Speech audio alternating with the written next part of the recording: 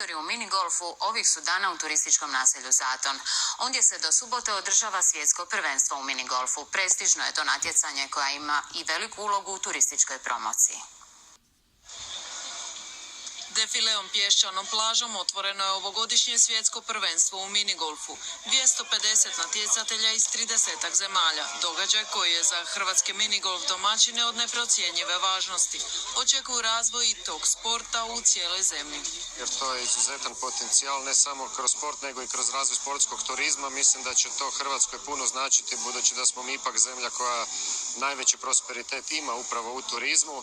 Na Kongresu sportskog turizma proglašeni smo jednim od najperspektivnijih sportova za razvoj sportskog turizma. Minigolf je inače prekrasan sport.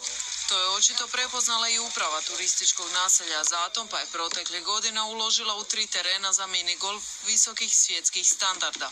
Budućnost radimo na životu s prirodom i gosti to pozdravljaju. Imamo odlične uvjete za taj dio razvoja minigolfa i drugih sportova i početak i kraj sezone na taj način bolje punimo, a drago nam je da Svjetska minigolf federacija prepoznala naše naselje.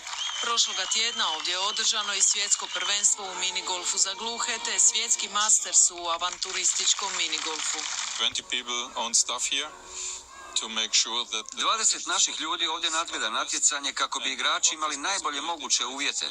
Odlučili smo se za ovo naselje jer ovamo dolazi jako puno ljudi i rado se vraćaju ovamo jer je vrlo lijepo.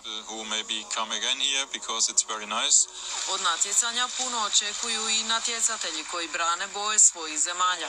Ove godine, kažu, konkurencija velika.